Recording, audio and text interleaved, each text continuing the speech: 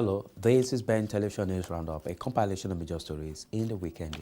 I'm Tunde Alabi. Thank you for being part of the program today. The British Prime Minister Theresa May has insisted that the NHS, which saw an increased number of patients kept in the back of ambulances in the last weeks of December 2017, was better prepared. The Prime Minister disclosed at the first Prime Minister's question for 2018 that she had apologized to patients who missed their operations and those whose admissions were delayed. Just before Christmas, I asked the Prime Minister about the 12,000 people left waiting more than half an hour in the back of an ambulance at A&E departments. She told the House the NHS was better prepared for winter than ever before.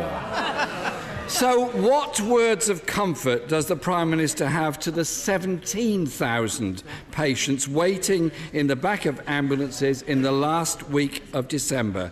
Is it that nothing is perfect by any chance? I fully accept that the NHS is under pressure over winter. It is regularly under pressure at winter times. I've been very clear. I apologise to those people who've had their operations delayed and to those people who have had their admissions to hospital delayed. But it is indeed the case that the NHS was better prepared this winter than ever before. And it might be helpful. Yes. It might be helpful if I let the House know some of the things that were done in order to ensure that preparedness. More people than ever before having flu vaccines, 2,700 more acute beds being made available since November. For the first time ever, we have seen urgent GP appointments available across the Christmas period across this country. More doctors specialising in treating the elderly in accident and emergency. But the Right Honourable Gentleman mentions the last exchange that we had in this House. In our last exchange, he said mental health budgets have been cut. That is not right. Simon Stevens from the National Health Service has made clear that mental health spending has gone up both in real terms and as a proportion of the overall spending. So will he now apologise for what he previously said? Mr. Speaker, the Prime Minister knows full well that CAM's budgets have been raided and that many people that need help are not getting that help. And Mr. Speaker, we saw on ITV News the other night that nurses are spending their entire shift treating people in car parks because of backed-up ambulances.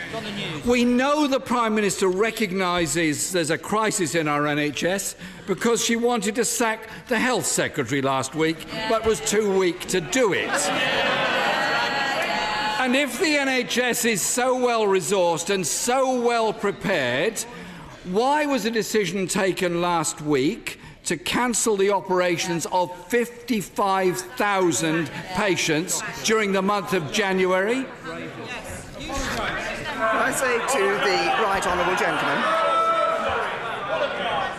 Well, from the front bench, the Labour Party say apologise. Actually, if he had listened to the answer that I gave to his right honourable friend, the Leader of the Opposition, I've made clear that I have already apologised to those whose operations have been delayed, and we will make sure that those operations are reinstated as soon as possible. We are putting record funding into the NHS and record funding into mental health.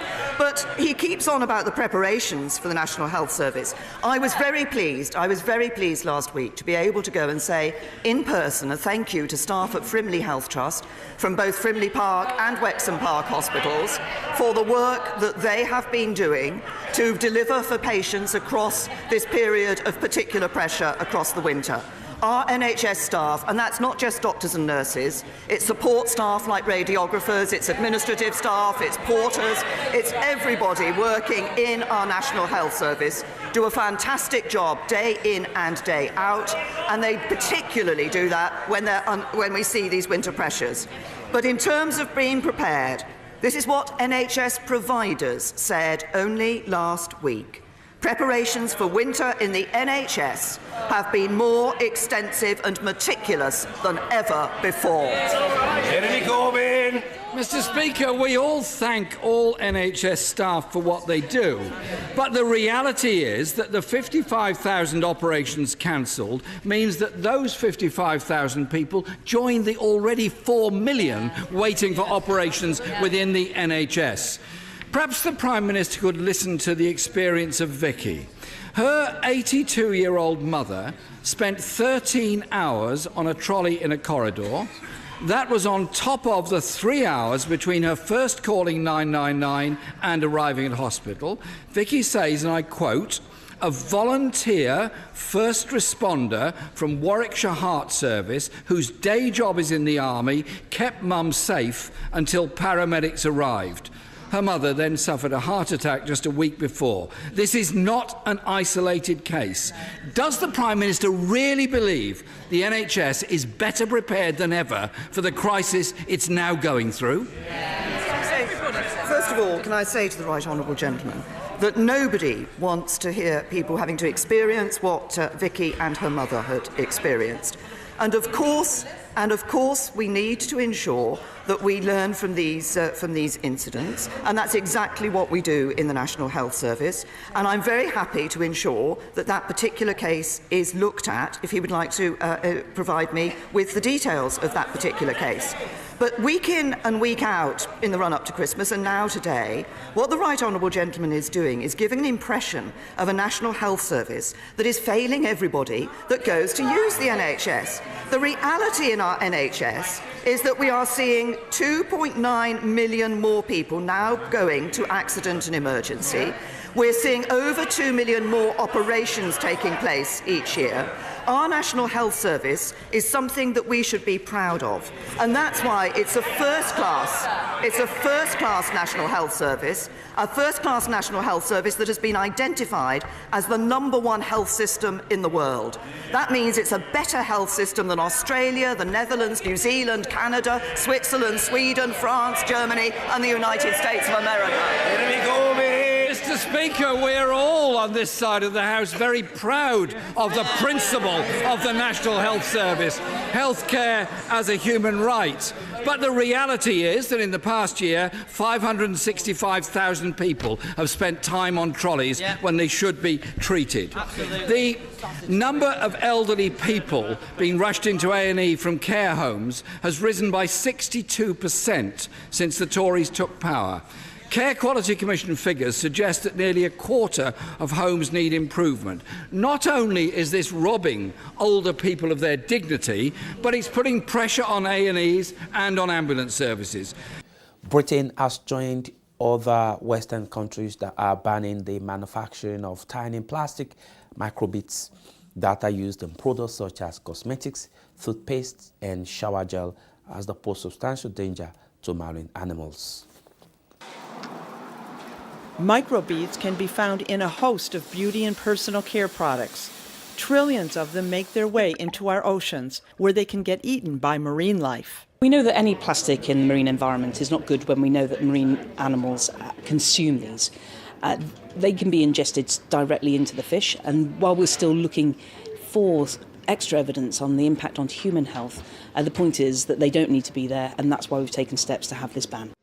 Other substances are available that do not harm the animals, says an executive with a British-based organic skincare company. We've got pumice powder here, which we use in body products. It's a little bit more exfoliating. And we've got ground rice powder, which we use in our facial scrubs as well.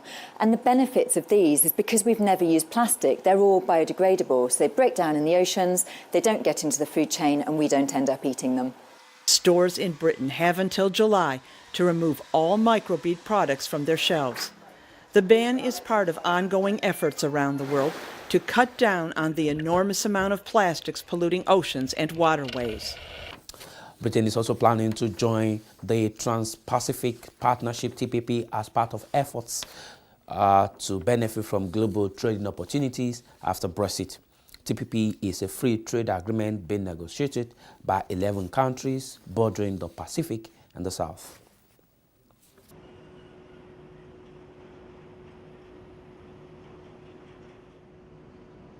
the government's vision for Britain after Brexit. In its words, freed from the shackles of the European Union and able to trade globally with the world's fastest growing economies. On a recent trip to China, Britain's trade minister tentatively suggested his country could one day join the embryonic Trans-Pacific Partnership trade deal. What their message for you, at least so far, has been? Well, we were talking, I think, about we want to be an open, outward-looking country, and therefore it would be foolish for us to rule out any particular outcomes for the future. London sits some 7,000 kilometres from any Pacific coastline. So does geography no longer matter in 21st century trade? There has been an argument put forward that, particularly as trade in services expands and as a result of technology, it will matter considerably less in future. And that seems to make a lot of sense. However, unfortunately, so far at least, the actual data and evidence don't really support this contention. For whatever reason, geography at the moment seems to matter just as much as it ever did. By leaving the EU's single market and customs union on its doorstep, Britain will abandon a free trade agreement that accounts for about half of its global trade. Portes says it will take decades for other trade deals to make up ground. Our companies are, in many cases, very closely integrated with the European Union, meaning that there will be substantial disruption as a result of the likely implications of Brexit. Former US President Barack Obama was a driving force behind TPP, but his successor, Donald Trump, pulled the US out of the deal, claiming it would be bad for America. Negotiations between the 11 remaining countries are progressing slowly.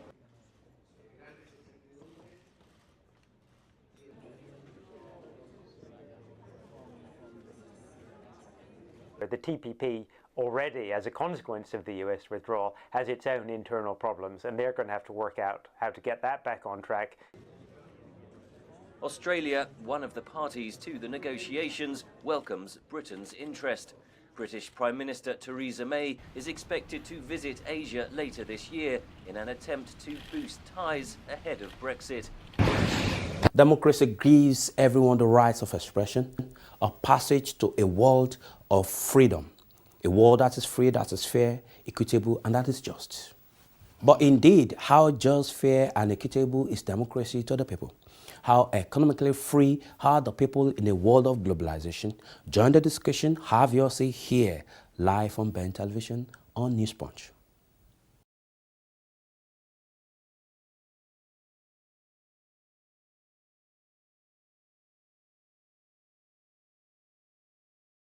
Findings from a new research said the world is set to suffer from continued climate change due to global warming. The research findings disclose that a quarter of the world's land could become significantly drier over the coming decades. Scientists estimate the world has already warmed by around 1 degree Celsius since pre-industrial times. Most of those scientists blame human factors, such as the burning of fossil fuels. Researchers looked at the effect of a 2-degree rise in temperatures on the aridity of different regions, a measure of the dryness of the land surface. And what we found was that the regions that changed significantly, substantially, compared to the year-to-year variations of the past, were regions such as Southeast China, Central North America, northern parts of South America, Southern Africa, Mediterranean. The Paris Climate Agreement, signed in 2015, aims to limit global warming to 2 degrees above pre-industrial levels. That's a critical level, says Joshi. What we found was that in these 6 regions that we looked at, you can actually limit the amount of aridification if you stay underneath a 2-degree temperature rise globally. So what would a significantly drier world look like? The future average climate will be like the drier years of the present day. It's like encountering a moderate drought that never stops. If you are interested in impacts such as drought if you're interested in agriculture, even things like heat stress, and knock-on effects of drought, potentially forest fires, for instance. For all these impacts, aridity is really important. California has just suffered some of the worst forest fires in the state's history. More than 5,500 square kilometres were engulfed by fire in 2017 and almost 50 people killed. Climate change will make certain things more likely. I mean, forest fires and dry regions may be one of those things. But you can't take a certain impact and just assume this is because of climate change. That's not how climate science works. The research team warns that agriculture, biodiversity and water quality would all be impacted as vast areas of land become drier. Also, 15 people have been reported killed in California mudslides just weeks after parts of the state suffered one of the deadliest wildfires in decades. Mudslides caused by heavy rain have caused more havoc in the town of Santa Barbara. Rescue workers waded through thick mud on Wednesday to reach stranded residents and take them to safety. Some people had to be pulled out of their homes by helicopters. Local roads were made impassable by mudslides and debris from about 100 of destroyed homes. Last month's historic wildfires burned trees on the hillsides above Montecito, and so there was not much to hold the mud. The massive slides carried with them boulders that crashed into homes and vehicles below. In some cases, the mud ran right through someone's home. In others, it almost covered it all. The only words I can really think of to describe what it looked like was it looked like a World War I battlefield. Local officials have ordered thousands of residents to evacuate the area, but only between 10 and 15% heeded the order. Many of them had been evacuated during last month's wildfires and were not ready to pack out again so soon. Last night I was told we should evacuate. I said, I'm tired of hearing the word. I'm not going to evacuate. We thought it would be just rain. Okay, we've had rain before, but nothing like this. Some people were hit both by the fire and by the mudslides. First we got burned out at our ranch. That caught on fire, and now we're flooding. So it's been, the last month has been pretty bad. This has happened before, but I think it's the worst because of the fire, because of all the burnt. There's more debris than normal. The Santa Barbara County, sandwiched between the verdant mountains and the Pacific coast, has long attracted affluent families and celebrities like Oprah Winfrey, whose estate also suffered some damage in the mudslides. There used to be a fence right here. That's my neighbor's house, devastated. Some 300 people were trapped in their homes early Wednesday, with more than 20 reported missing. The authorities declared an area of about 8,000 hectares a public safety exclusion zone, allowing only emergency crews to come in. Many homes were cut off from electricity and water. Still, the U.S. President Donald Trump has reached out to Democrats in order to finalize a permanent immigration bill. The president appeared to have shown willingness to compromise on some of immigration issues in the country. Regulating immigration and securing the U.S. southern border were Trump's key campaign promises, but hard to fulfill without the support of Democrats. I feel having the Democrats in with us is absolutely vital, because this should be a bipartisan bill. This should be a bill of love. Truly, it should be a bill of love. The meeting focused on how to deal with as many as 800,000 young immigrants who don't have a legal status in the United States. They were protected from deportation by a program known as DACA until Trump ended it last year. On Monday, he also ended the temporary protective status for people from El Salvador. Trump also wants to end the visa lottery program, which allows randomly selected applicants to immigrate into the United States. But on Tuesday, Trump signaled he is willing to compromise in order to move on to finalizing a permanent immigration bill. It has to be a bill to end chain migration. Chain migration is bringing in many, many people with one, and often it doesn't work out very well. Those many people are not doing us right. And I think a lot of people in the room, and I'm not sure I can speak for everybody, but a lot of the people in this room want to see chain migration ended. What Trump and many Americans call chain migration, others see as reuniting immigrants with family members left behind. Democrats have opposed ending DACA, but exited the meeting Tuesday saying there is room for compromise. I think the president actually wants to strike a deal. Now, whether that deal is strikeable is another question, but I think it's possible. But Trump will have to find a way to appease hardline lawmakers who are holding him to his campaign promise. He persistently and relentlessly promised to put an end to DACA. Well, technically, he's announced that will happen on March 5th of this year, but also he's working to trade it for a series of immigration enforcement deals. Trump said he is eager to start the construction of a wall on the southern U.S. border to fulfill one of his key campaign promises. That project is now part of wider negotiations on U.S. border security. With that, we conclude the news roundup for this week. Thank you for being part of the program. I'm Tunde Alabi. Enjoy the rest of your week. Bye. Democracy gives everyone the rights of expression, a passage to a world of freedom, a world that is free, that is fair, equitable, and that is just. But indeed, how just, fair, and equitable is democracy to the people? How economically free are the people in a world of globalization? Join the discussion, have your say here, live on Ben Television on News Punch.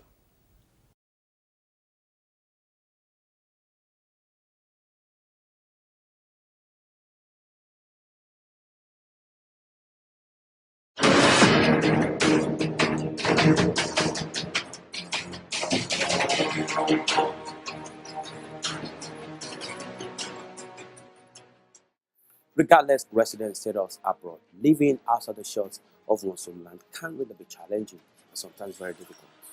Let's be sincere, to keep pace with happenings from the host country abroad can really be difficult. Here on Dialogue in Diaspora, we give you every information, every news, every current issue you need to know on happenings outside the UK. Dialogue in Diaspora is your link between the world and the United Kingdom. It's your window to Africa